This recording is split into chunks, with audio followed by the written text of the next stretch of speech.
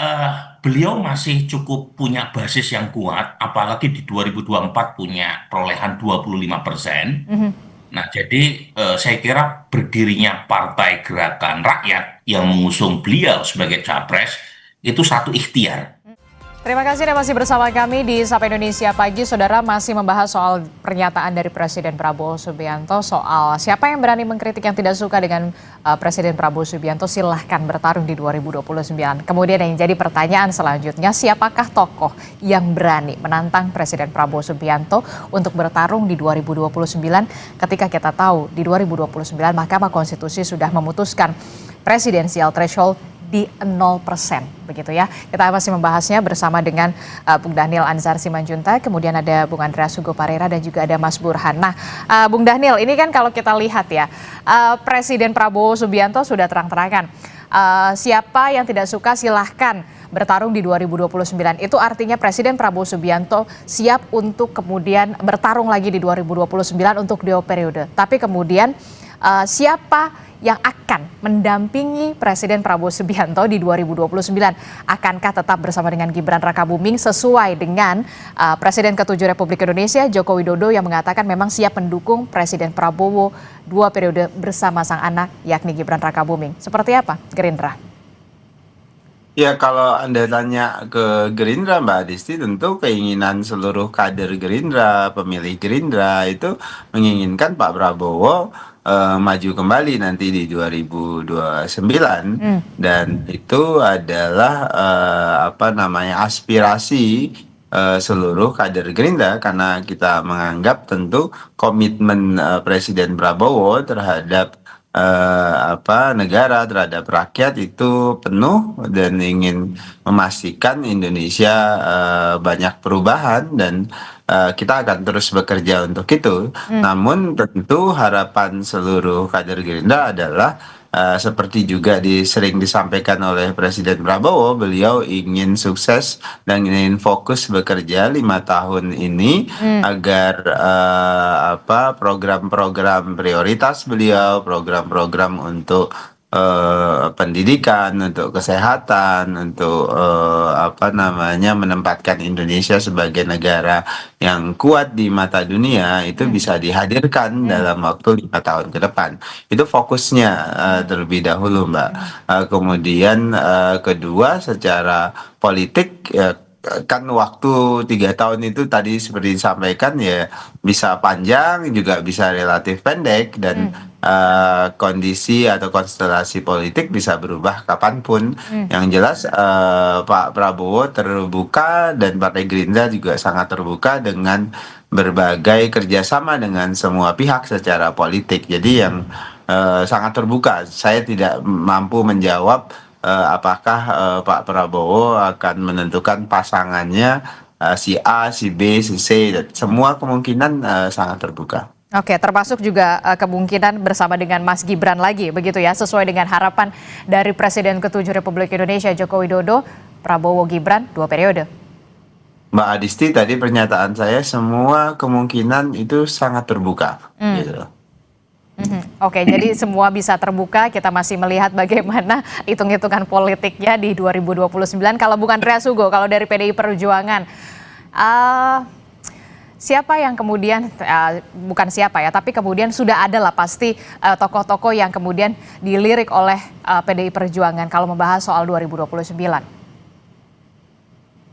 Ya, ini kita bicara dari apa yang disampaikan Pak Prabowo dulu gitu kan. Hmm. Yang pasti Pak Prabowo tidak menyampaikan ya bersama siapa gitu, termasuk bersama wakil presidennya sekarang gitu kan.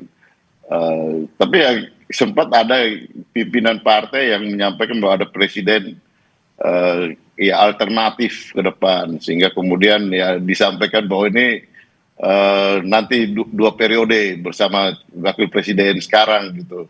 Ya, tapi ya dengan pernyataan apa yang disampaikan oleh Mas Daniel ini artinya ya semuanya masih terbuka gitu kan. Hmm. Semuanya masih terbuka, dan bisa jadi Mas Daniel sendiri atau bisa jadi juga Mas Burhan kan, dalam arti ini kan apa masih sangat terbuka gitu. Hmm. Tapi yang pasti membantah apa yang disampaikan bahwa ada presiden alternatif, dan kemudian ada yang coba menutupi dengan mengatakan ya ini kita akan maju 2 periode lagi, tapi yang pasti bukan Pak Prabowo menyampaikan itu gitu. Jadi saya kira yang disampaikan Mas Daniel itu yang lebih benar gitu, dalam arti semuanya masih terbuka, karena itu juga yang disampaikan oleh Pak Prabowo ke depan. Kalau dari PDI Perjuangan, Pak Prabowo itu sudah sangat berpengalaman, berapa kali mencalon 5. Ini kalau calon ke depan 2029 ya artinya ke-6, dan kontestasi itu buat Pak Prabowo juga sudah sangat biasa dan fair dalam berkontestasi di dalam Pilpres nanti gitu. Oke, tapi juga saya ingin tanya ke Mas Burhan. Mas Burhan nih kan kalau tadi kan ada nama Presiden Prabowo Subianto, ada Kang Deddy, kemudian ada Anies Baswedan, ada juga Purbaya. Nah, kalau Mas Burhan melihat saat ini gitu, kalau dari PDI Perjuangan kan kayak masih ini ya, masih apa ya, masih belum tahu nih. Nah, kalau dari Mas Burhan sendiri melihatnya bagaimana ini? Maju untuk menang, maju untuk penggembira atau bagaimana? Apalagi untuk tokoh-tokohnya di PDI Perjuangan. Siapa sebenarnya yang berpeluang atau berpotensi? Ya, di antara kader PD Perjuangan yang elektabilitasnya masih cukup lumayan, ya masih Mas Ganjar. Tetapi kan elektabilitasnya menurun setelah Pilpres 2024 ya. Jadi, tapi saya kira masih panjang waktu yang diperlukan untuk memutuskan siapa calon yang diusung.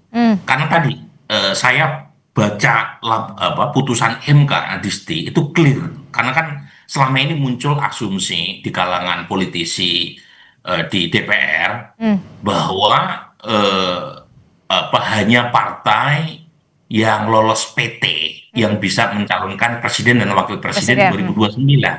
Nah, pertanyaannya ukurannya apa ketika Pilpres dan Pileg dilakukan secara bersamaan? Apakah PT hasil 2024 itu kan nggak make sense, karena sudah hangus itu tiket dipakai untuk 2029 karena sudah terjadi pemilunya. Yang kedua, kalau kita baca di laporan Kompas full ya, berkaitan dengan pedoman putusan MK berkaitan dengan peniadaan presidensial threshold.